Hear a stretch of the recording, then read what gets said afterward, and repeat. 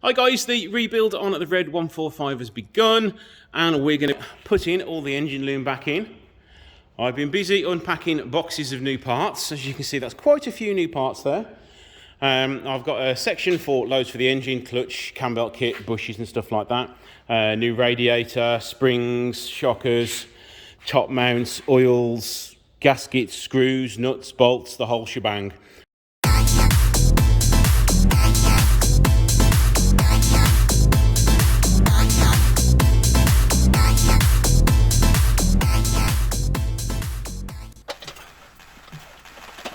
So guys, hopefully you're all doing well. Starting here doing the suspension. It's a straightforward job, especially when you've got a spring compressor like this. It is a little bit scary sometimes when you're having to compress the spring so much, but generally it's pretty straightforward and safe. Here we're fitting new springs, new shockers, new top mounts. Unfortunately we're still fitting the old rubbers. I'd imagine they're quite elusive to get hold of brand new nowadays.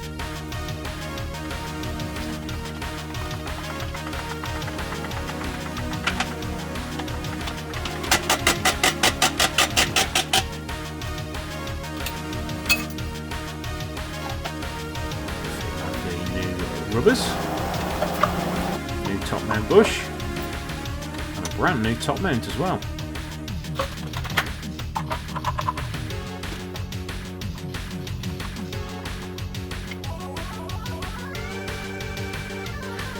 Now the rebuilding starts, starting by fitting the front shocker, and then I'll move on to the freshly refurbished engine mount.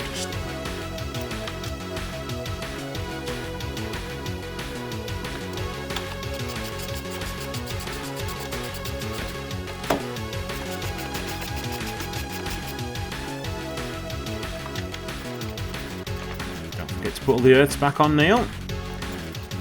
There is one you'll see in a second. I've put the engine earth, I've attached it to the chassis, so I do need to change that over before the engine goes back in. As you can see here, there's 3 earths going into the body. There should only be 2.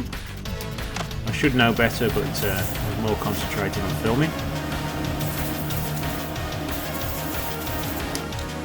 Quick spray job to the engine mounting bracket here, a nice shade of gloss black.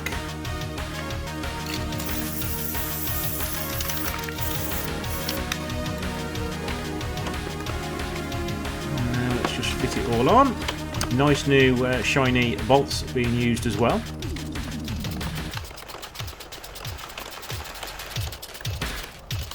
I did get some overspray on some of the connectors and stuff, so I will remove that before I start refitting the engine.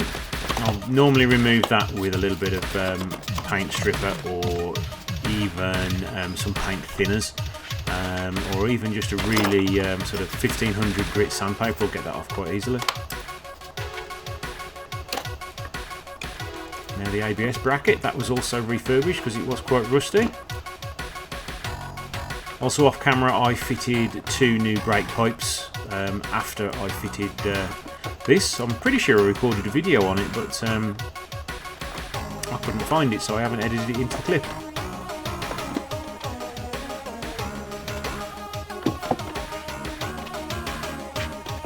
Also cleaned up the ABS pump as best as you can. Unfortunately it does corrode a little bit on the aluminium side of things, so it doesn't look the best, but it is pretty much hidden out of sight by the time you get all the pipe work back on it.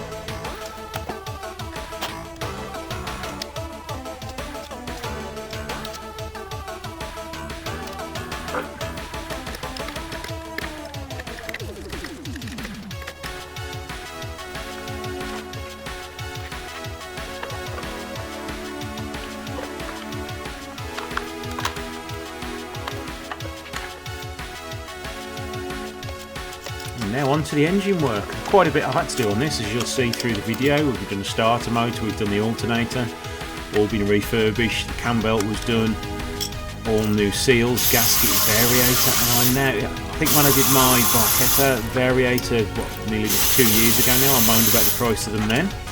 And now they are approaching £350 just for a variator. It's literally just a couple of springs and washers inside a an aluminium tube, and it's getting a little bit out of hand now with the prices of some of these parts for Alfas. Alternator was all removed and along with the starter motor sent to be fully refurbished. Now a lot of people are buying these new units that are on eBay, and I find it's much easier and much cheaper just to take your unit off, take it to your local Alternator starter motor refurbishing place, and they'll do it for normally around, you'll normally get both of them done for the cost of buying just an Alternator, so it can save you some money doing it that way. Now on to removing all the lovely bolts for the gearbox, and we're going to stick a new clutch on there.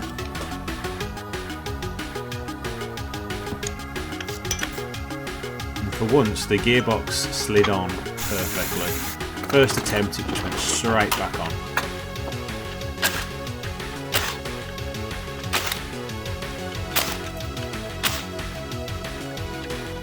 Clutch itself wasn't in too bad of a condition, but as we're this far into the engine we might as well put a new one on.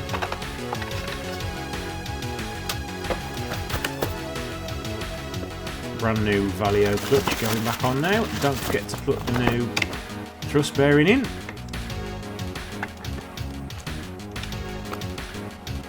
When lining up these twin spot clutches, no point with a clutch alignment tool. Normally you can do it by eye, but just for speed you can chuck in, I think it's a 14mm socket, just with an extension on the end of it, hold that in place, and it's perfect size for getting it lined up the first time. And as you can tell how perfect it is at doing it, because the gearbox just slid straight back on.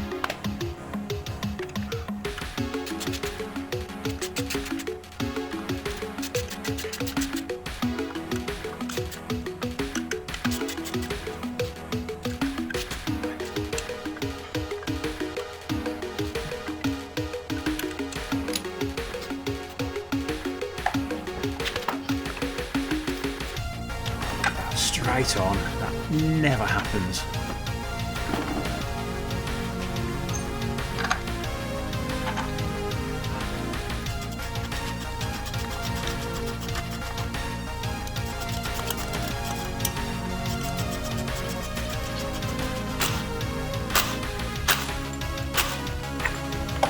Now, have any of you guys guessed what the music is in the first half of this video and what it's from?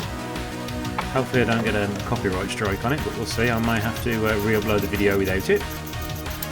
Now on to the cam belts. Everything on this side of the engine has been changed. So we've got new belts, new variator, new auxiliary belts, new balance belts. Literally everything has been changed on this, so it's all looking good.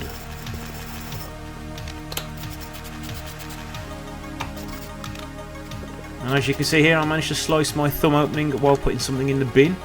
Didn't realise it had a sharp edge, so a little bit of masking tape, and it's good for another day.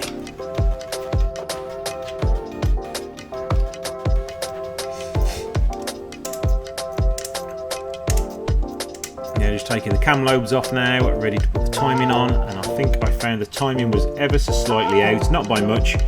But we did rectify that before we put the engine back together again.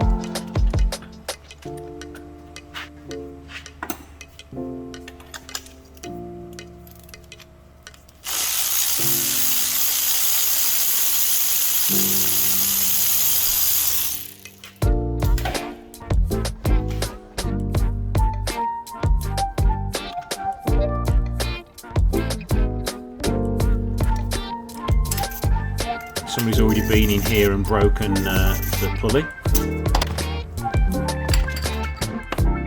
Just getting top dead centre now, and as you can see, that right camshaft is ever so slightly out.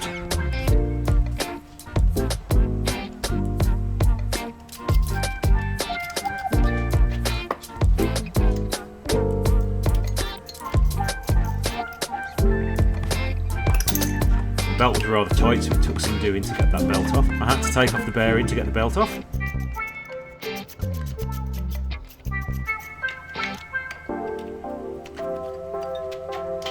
And now off comes the good old water pump.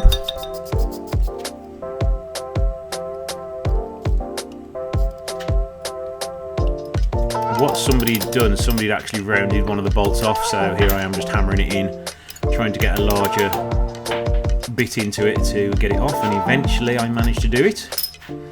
and refitting it I did fit a brand new bolt. Now time for the variator.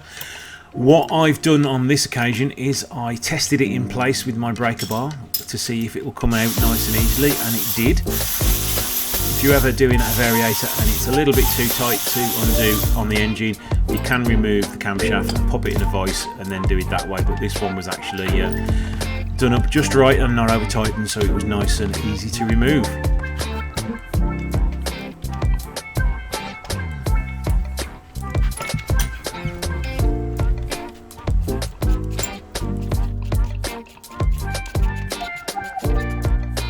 Again, all removed by hand. Don't use any electric tools on these, just in case we have an error with the threads. We don't want to knacker the threads in the camshaft.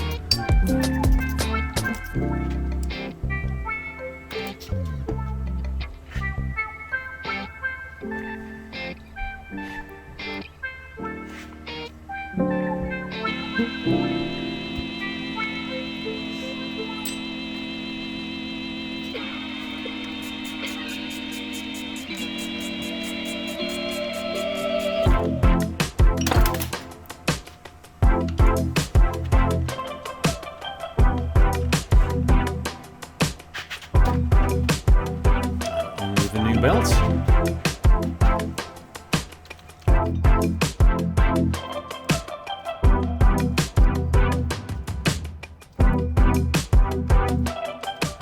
A lot of the time these new belts don't like to stretch on, so they are quite tight, and they're not shaped to the way the cam belt would normally run, so they do pop off quite easily, so it can get annoying, especially when you're doing them inside an engine bay, trying to feed all the slack around on the belt to get it on. But this is the way I normally do it, and it normally works pretty well. As you can see, the tensioner isn't right at the moment. Rotate the engine twice to get the slack into the right spot. And the tension is readjusted, and it should show us bang on in this next shot. There you go.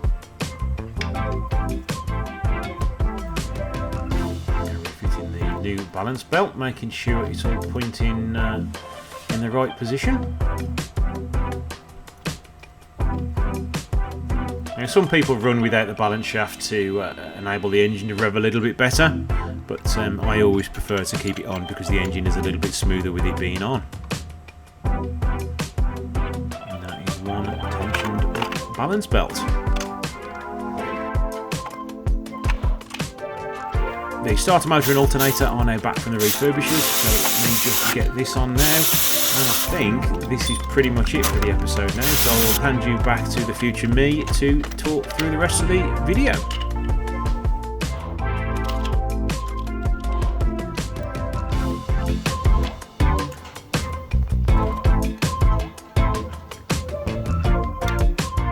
So here we are, guys. Everything that the customer has given me has now been fitted. You've noticed the engine is also one heck of a lot cleaner. I have given it a good steam clean over and got rid of all the grease and grime on it. Customer didn't want anything else painting on it, like the back manifold or anything like that, because he wanted to keep it reasonably original. So that is the restoration near completion. I think there's going to be another one episode left in this. We need to get the engine fitted, and that should be job done. So thank you for watching. I shall see you in the next episode.